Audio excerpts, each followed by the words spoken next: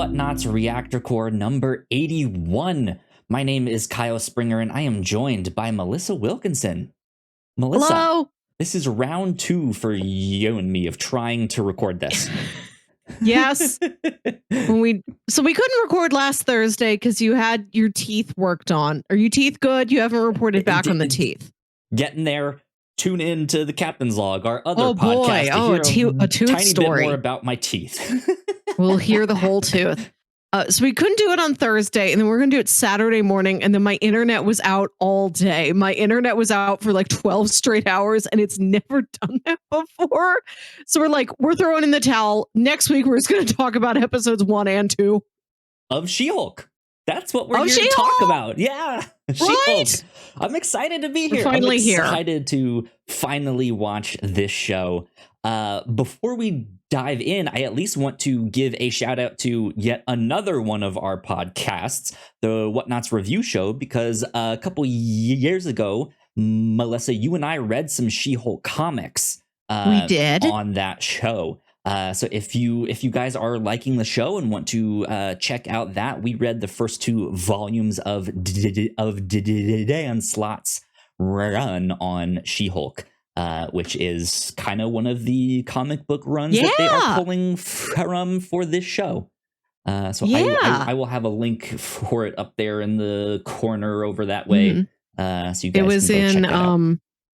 Like September 2019. We recorded when this slate of shows was first announced. You pitched me. It was a while ago. To prepare for these eventual Disney Plus shows, do you want to read She-Hulk, Miss Marvel, or Moon Knight? Indeed. Well, yeah, we finally have the show. This was the last of those 3 that you just mentioned to come out. So here we are with the first 2 episodes of She-Hulk. Melissa, what did you think?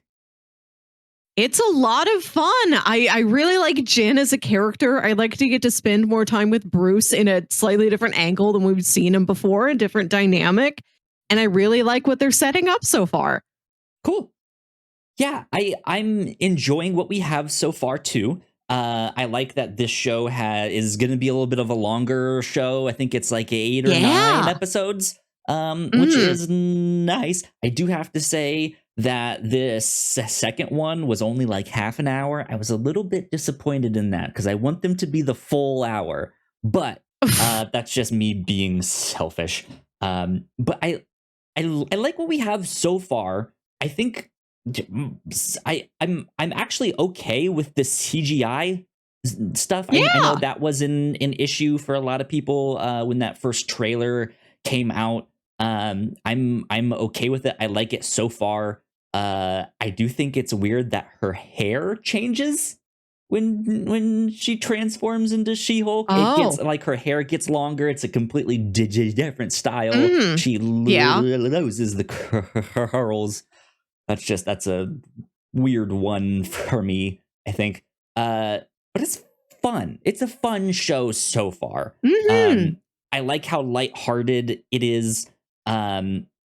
There's small things in here that I'm interested in them exploring more. I like that this is not only a new character, but it is a member of an existing character's family, right? Like it's not just expanding the MCU, but it's expanding that Banner family, and we get to see more of them and their relatives and stuff like that. I think that's neat. That's something that we haven't really gotten to explore all that much.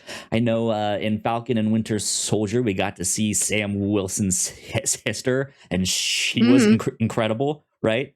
I liked her a lot. But yeah, like I think that's an interesting thing to explore more in the MCU is the like physical family, not just your chosen family or the team that you are a part of.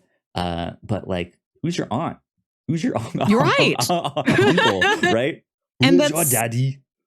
And I know that's something that comes up in comics a lot, like your sidekick or your next generation, your protege will be like a kid's sibling or a niece or nephew or a cousin or something. And we've had we have like Natasha and Yelena, but they spent so much time apart from each other that they've got a very different familial bond than Bruce and Mhm. Jen have. I like Yeah. it. I like that they start off the series by just, we were going on a road trip and they don't tell you where. I want to know where cousins go on a road trip to. Maybe a I nice winery. I wish I knew what the goal was before a Sakaar spaceship plopped down in front of them and they crashed. Right, yeah.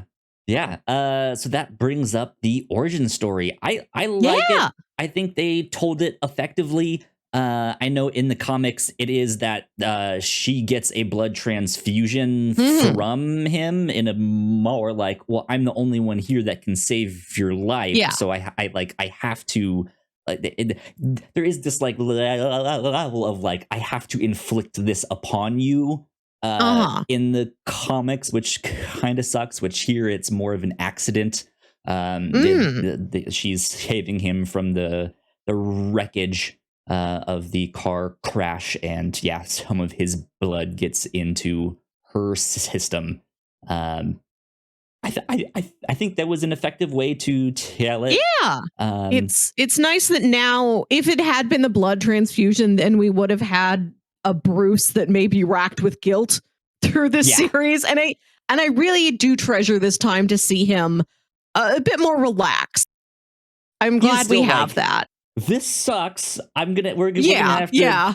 take a step back here, but like he oddly has an excitement to the whole thing Right. of just like, I get to spend time with my cousin about something that I've really not gotten to relate to a whole bunch of people about. Exactly. Yes. And I have a family member that can relate now. Like the circumstances still suck, but he has this like excitement of just like, that's me and my cousin. Hell yeah. Right. It's like if one of our cousins started a podcast Right? under Yeah. duress, that's how we would feel. Right, yeah. Um, so what do you think about the fourth wall breaking stuff so far? I like it. They do use it sparingly. We only get like one or two asides per episode. And I think that's an appropriate amount. Yeah, like to sprinkle throughout here without it becoming an overall pillar of the show that already has a lot going on. And they look forward to seeing how far it's pushed and if it ends up amounting to anything more than just like a style homage to other TV shows. Sure, yeah. Um, yeah, the one thing that I'm interested in is when she does it in episode 1, Yeah, Bruce exactly. notices and he looks back at her and is just like, what? Who are you talking to? He doesn't say that, but he has that look of just like, what the hell? Whereas in episode 2, she starts talking directly to the camera and no one else notices. It's almost Uh-huh. like what's a good example besides House of Cards? I don't want to say House of Cards because of what's his I name. don't know. Uh, Yeah, but just like she'll, Saved by the Bell. Or sure, right? doesn't he stop time? Doesn't Zach Morris like he Oh, doesn't he just might. do an aside to the camera? He freezes everyone else. I don't remember. I haven't seen Saved by the Bell in a long Yeah. time. Who knows? But she will like look directly in the camera and Yeah. start talking while the conversation is still happening. And I think slightly in the background there, you can hear them mumble like, Yeah. instead of like full sentences, they have like, here's the like money, money, money, money, right? Like he's just like he's saying something that probably wouldn't actually say in that conversation, but it is the gist that like, okay, he's talking about money, like he's talking about the gist thing, which I think is neat. And I'm interested to know which characters can tell that she's doing it and which ones can't, Yeah. and why. Like, is that going to be a thing? Is that going to be important somehow? Is this a Who knows? mutation? Right? Yeah. I want to say that speaking of the time she spends with Bruce, I liked getting an angle on how much time Bruce got to spend with Tony during the blip and how we've seen the loss of Tony Stark from different perspectives. We get the end of Endgame with that beautiful funeral. We see how it affects Peter Parker. There's bits of it Right. echoing through like Hawkeye. And we get a nice, sweet moment of, oh, right, I forget how much him and Bruce mean to each other because their relationship was so important in the first 2 Avengers films. And then Bruce goes to space and they don't really get that same quality time with each other They again. were I also the liked first being 2 reminded of that. Marvel movies. There was the first Yeah, Iron Man one, yeah. and then we had the that first Hulk They've one. always been buds, yeah, and I liked seeing their initials carved on the bar top, like sweethearts carving their names in a tree. Right. Good stuff.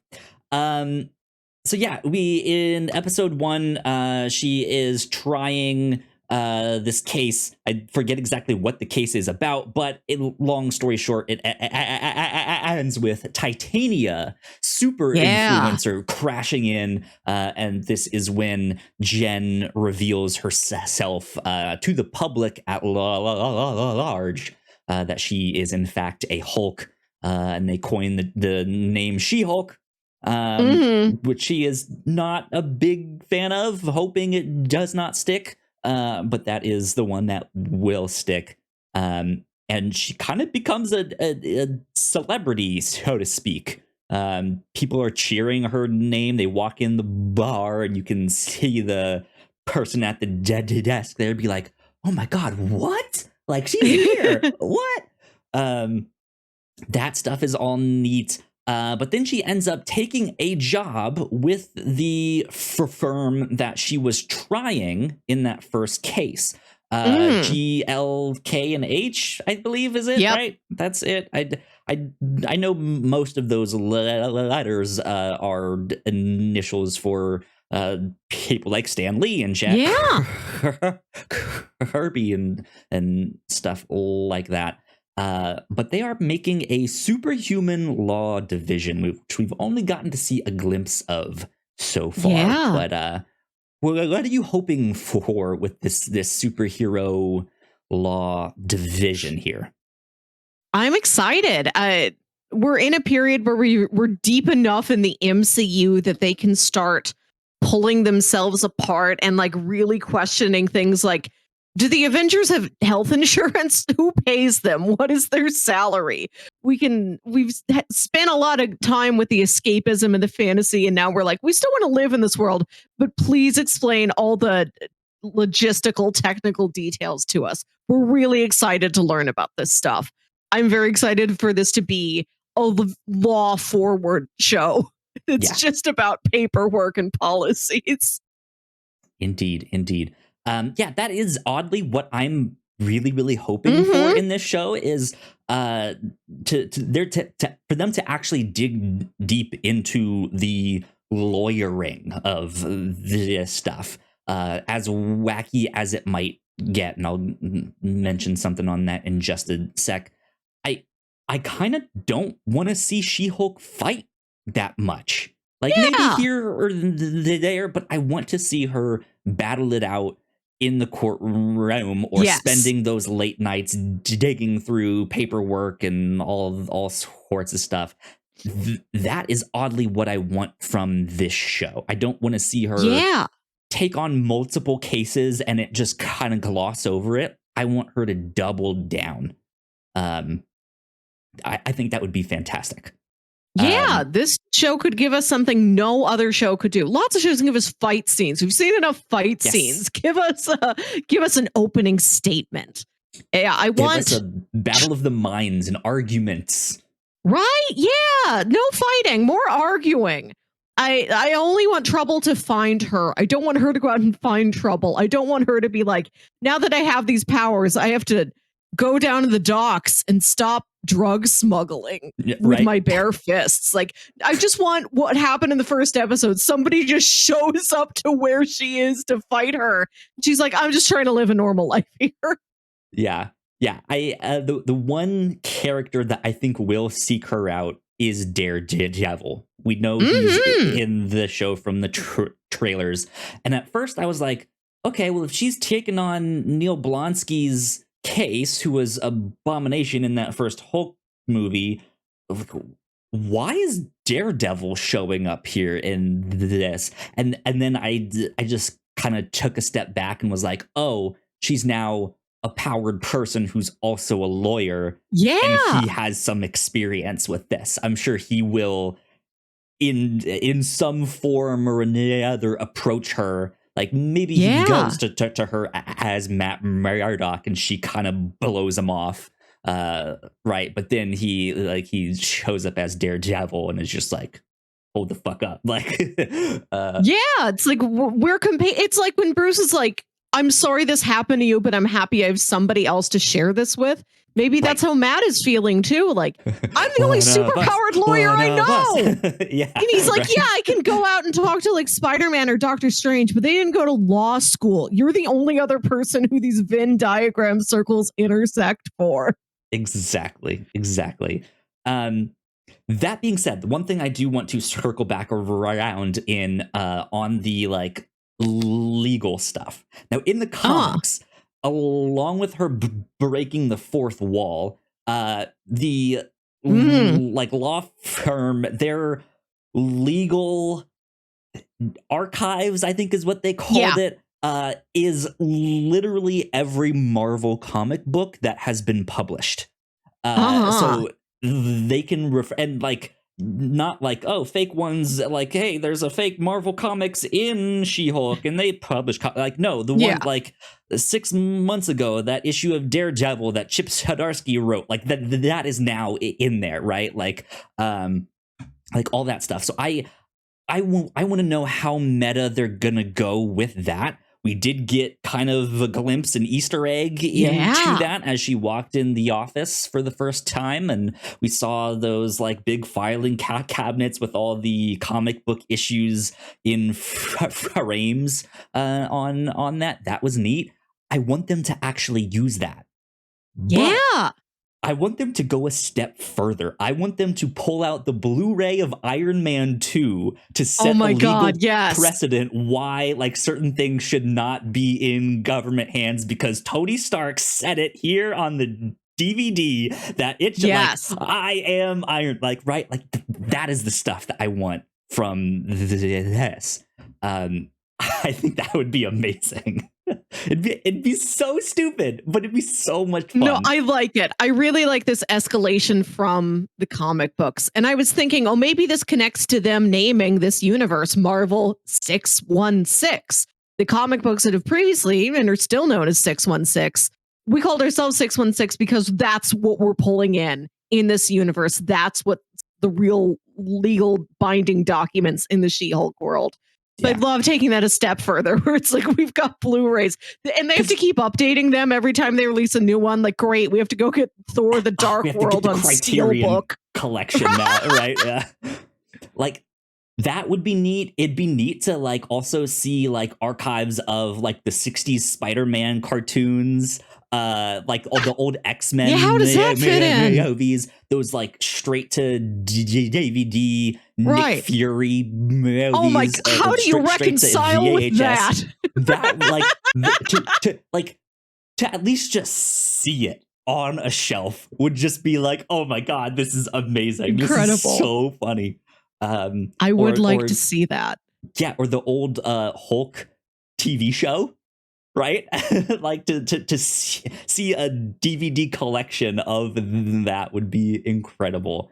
No pun intended. Explain that in context. Like, oh, did somebody make this 10 years ago, but they made it look like a throwback period piece series from the 70s? They couldn't get the like this due to some weird rights issues. That's why they called Bruce David. Right. Yeah. Explain this to me in real time, please. Thank you. Yeah. Let's talk about a big world expanding Easter egg we got in today's episode, which I didn't even realize because the central joke of the thing she's looking at is so good at stealing the spotlight. She's been let go from her law firm because she saved all the jury from Titania. And her boss is like, that means you kind of have an unfair advantage because the jury's grateful to you for saving their lives. So we can't work with you anymore, and she can't get a job, and she's Googling like weird new jobs to try, and it's like be a mascot in a Swiss theme park or something. I was focused on that and didn't see the little news blurb on the side of that page that says man gets into bar brawl with metal claws. Right? Amazing. I think that is a fantastic Easter egg. It fits perfectly in those little like who Yeah. knows if they're real stories or not on the side of the website. It's an ad that like somehow gets curved up, right? That it's like it could be true, it could be based on a real experience. We don't know. That could be Wolverine. We don't know. Who else would it be? It could just be some random guy that had metal claws on those like stick things that they hold. Like it could absolutely be some fake thing, but the fact that it is in there is enough. I believe it is Wolverine. I love it. I'm so happy if this winds up being how we get our first specific Prime Universe X-Men introduced. We know the concept of mutants. We saw 838 Charles Xavier, but I love that we get introduced to Wolverine through a tiny blurb on a fake BuzzFeed site. Right? Exactly. I think that's fantastic. I want to point out something else that I think might be an Easter egg. In the first episode, where Jen is talking about how she eats Cheetos with chopsticks so she doesn't get the dust all over her fingers, it's specifically Flamin' Hot Cheetos, which are red. And I saw that and I immediately thought of Red Hulk. Yep. I felt like this is us drawing a line. We are staying Green Hulk. We're never going to do what Red Hulk does. It's not us. From interviews, I know she's not allowed to say if she changes colors at all. So there is potential for her to go Red Hulk, or see someone go Red Hulk. We don't know who. In the comics, the first Red Hulk was Thunderbolt Ross. But of course, the actor that played him in the MCU has passed away, so we probably won't see that. This is what I wanted to ask about. I know Thunderbolt Ross is a Red Hulk, but I wasn't sure if some Hulks are red or just all the time, or if any Hulk could like become red. If red is like, now you're more angry, you changed color. He's gone Super Saiyan. Or is it like when Tommy the Power Ranger is green and then later he's the White Ranger? I didn't know if Hulk's just like changed colors like that. To be honest, I don't know enough about the Hulk to know exactly. Okay. It might even just be the same way that it reacts differently, because he did explain that to Jen, is that they had such similar genetic markers in their DNA that it didn't change him into, or change her into something like Abomination, right? Or we see the super soldier serum in that movie. Is it that one, or was it the one, the previous Hulk one, where the later? That's incredible. That's incredible. Yeah. Like, that's affecting him in a different manner. Yeah. We've seen, and we know that the Hulk stuff is based off of the super soldier serum, which affects people in different ways. Not so much as a mutation, but like we've seen it be the like Captain America stuff, where it just heightens more of who they are. We've seen people try to do this stuff like that with the Hulk. And it has different effects on them because there's that gamma radiation involved there. So it might just have been genetic markers. It might have been him trying to recreate it and just not getting it exactly right, but it's just slightly different. I don't know if it means he's angrier, or if he's you have tougher skin, or you have 2 more brain cells than normal, or who knows what. Okay. So if you know, you can leave a comment. Please down tell below. us. We've never read Hulk. We read the She-Hulk comic, but again, it was mostly about law and not about like I've never read a Hulk. I don't know. Maybe someday I will. Yeah, not enough to know the answer to that one there. But yeah, who knows? We might get to see some Red Hulk thing down the road. But I do not know. Neil Blonsky. Let's talk a little bit more about him, because this is the case that Jen is taking on. She is representing Neil Blonsky, and I guess trying to get him off for the crimes he committed back in The Incredible Hulk. And at first she's like, oh, wait, yeah, no, that won't work. This dude tried to kill my cousin. Yes. But apparently a haiku fixes everything. He wants her as his lawyer, which might be suspicious, or it might be, oh, you're the only lawyer who could represent me who is also a Hulk. He's like, I also just want to commiserate with you. Like every other super powered person's gonna reach out to her like, can we vibe? Can we talk to each other? I can't vent about superhero stuff to anybody else. Yeah, it just like I could see him wanting to talk to her. I think it is suspicious that he is wanting her to take on this case. Yeah, things just they seem a little too perfect, right? That you just happened to make up with Bruce. You just happened to have signed this paper that says, hey, I know about the conflict of interest. I don't care. I want you on retainer. All this stuff. He keeps oddly mentioning his 7 soulmates, which That's is so many. It could just be a weird throwaway line. Like he started the conversation off by saying namaste. Maybe he's into some like weird Zen harem, like spirituality. He works for the sexuality Dharma Initiative thing, right? Yeah, like he could be trying some alternate lifestyle. Yeah, I think it might be the Thunderbolts. I think it might be Val and the Thunderbolts, that she is somehow trying to manipulate things to get him out as a member of the team. That she was the one that hired this firm. I think so. I think this is where it's going. Yeah. I do like imagining that he thinks of them as his soulmates, or even if he did.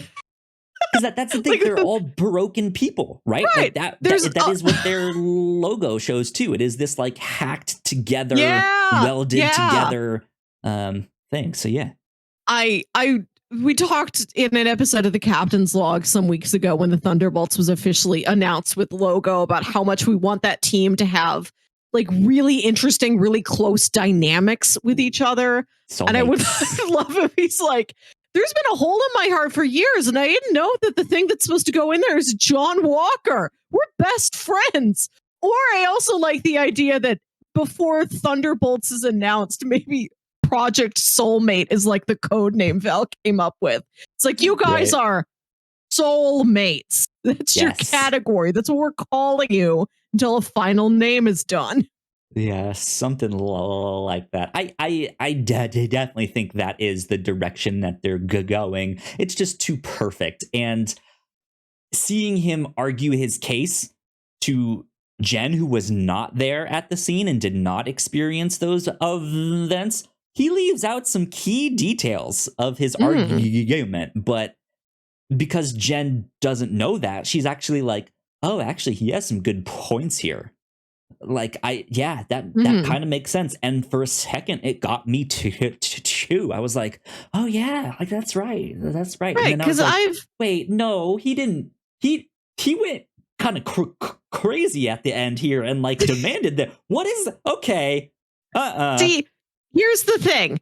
I have seen, big MCU fan here. I have seen The Incredible Hulk once, like 8 years ago. I don't remember what's in that movie. I know Stanley drinks the soda. Yep. So like everything he was saying, I bought because I thought, I guess that's how it went. I don't remember. I'll take his word for it. Sure. Like I didn't realize that wasn't an accurate recap of what happened. It's one of those things where he's telling the truth to an extent, right? But he is omitting certain details and twisting certain things, but it is all based on a kernel of truth, and that's what makes it believable. That yes, he was on retainer to the U.S. government. I guess that wasn't a detail I really picked up on, but yes, the initial injection of him getting the like Hulk serum, the super soldier stuff, was ordered by the government. But when that didn't really work and he still wasn't strong enough to take down the Hulk, he kind of became obsessed and took it personally of just like, I need to be the one to do this, and then ended up holding someone at gunpoint to inject him with all sorts of stuff, as well as Bruce's blood into him, like to do all of this stuff. Like he went rogue and did his own thing to get this. And so that is on him. But that first bit of like, yes, the government did ask me to undergo this process. That bit is true. So it'll be interesting to see what is made of that, and if the truth is revealed, or if that's something they're just going to be like, no, he was we're gonna retcon that and go with that version. So we shall see. I'm excited. Yeah, we don't know. It seems like they've been holding the Incredible Hulk as, we won't reference it specifically most of the time, but it is canon. I do like the joke where Hulk says, "Oh, back when I fought Abomination, I was a completely different person back then." Yeah, that was good. That was good.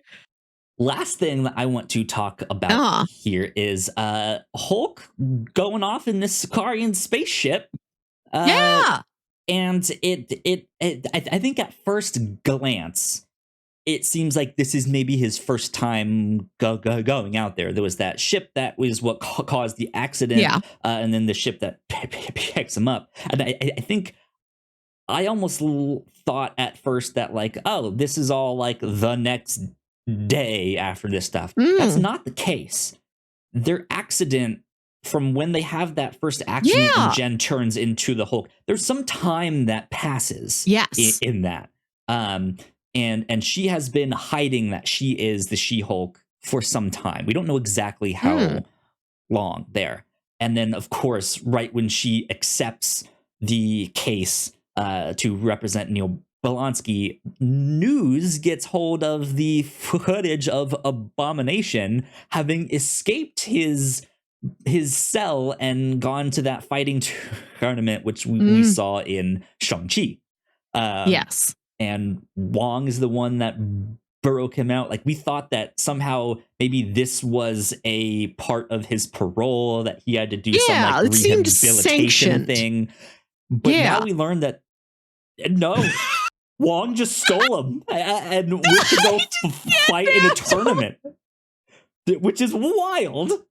It's so funny. But I think what all of this implies behind the scenes is that Hulk has been going back and forth to Sakaar. He's gone multiple times, it seems like. And I know some people are being like, oh, well, that could set up another like Planet Hulk or World War Hulk thing in the future. I don't know if they're necessarily gonna do that. I did see something on Twitter recently that there was some new, like some Reddit user found one of the contracts between Universal and Marvel or whoever, that the rights to Hulk may be coming like back into contention in the next year or two. So yes, this could be setting things up, but I don't know if it's really setting things up in that way, if that makes sense. Think about how long Marvel has had X-Men and Fantastic Four and how long it has taken them to work with them. Like they've got and I know Hulk has been a character that's been around since like 2008. Maybe they have been ready. Like, yeah, as soon as we can get those rights back, let's really do a solo Hulk movie. But I don't know if now is the time for it. Right. Because when I first saw this, my initial reaction was, oh, considering Neil Blonsky, the released footage of him being released, I wonder if this is happening at the same time as Shang-Chi, and he's now off to explore that signal. Oh, yeah. But that's not the case, because in the after credits scene of Shang-Chi, his arm is still hurt. True. Yes, that's so that correct. means the events of Shang-Chi took place a while ago, and the news having that footage means it was leaked. It like that happened. So this is taking place sometime after Shang-Chi, at least this like present day stuff. And it's sometime after Shang-Chi, because now his arm is back to normal there. But just some interesting details to think about and ponder. Will we see him in Guardians? Will we see him in the Marvels? Will we see him in something else? Who knows what? Man, if we can get Blue Marvel in that movie and he gets to hang out with Bruce Banner, I'd love that. That'd be awesome. Yeah, that would be fantastic. So yeah, lots of interesting things to think about so far. I really hope they don't gloss over the legal stuff. I don't think so. But yeah, we shall see. I mean, I'm kind of worried about it though, considering how how some of the recent Marvel I mean, I guess most of these Marvel shows, it seems like they start to touch on some of these really cool concepts, and then it doesn't explore them as much as we would have hoped. But still just like, this is neat, this is fun, but it feels like they're leaving a bunch on the table to be explored. Well, I think so far this show really has emphasized Jen is a lawyer, first and foremost. She wants to do law stuff. I agree more with that. than she wants to do anything. So I think we are going to get that law focus. And then we also have a whole Daredevil series coming up after this. He's not in exactly the same avenue of law as Jen is, but maybe he could move into doing that. I also hope Daredevil Born Again has got like a good amount of law to it. Hopefully. We shall see. Well, there you go. That's about all I have to say on She-Hulk episode 1 and 2. We will be back next week to continue covering this week in and week out. Unless Melissa's internet goes out again for the whole day. Better not. What? Fingers crossed that it does not. But yeah, we should be here week in and week out for you guys to hear our thoughts and our reactions. But yeah, Melissa, where can the people find you on the internet? First, I want to say my final comment. Just happy to see Mark Lynn Baker. Always a treat. You can find me on Twitter and Instagram at Wilkywit. That's WILKYWIT. And listen to my other podcast, Saturday Morning Obscurities. There you go. And you guys can find me at Yo Kyle Springer on Twitter. And of course, if you guys would like to stay up to date with all of the stuff that we do here at the Whatnauts, we are at the Whatnauts on Twitter. So please go like, share, and subscribe. That would help us out a ton. Again, let us know in the comments down below if you know exactly how the Red Hulk turned red versus green, or who knows all of that stuff. Besides just really diving into a bag of Flamin' Hot Cheetos. Exactly. But this has been episode 81 of the Whatnauts.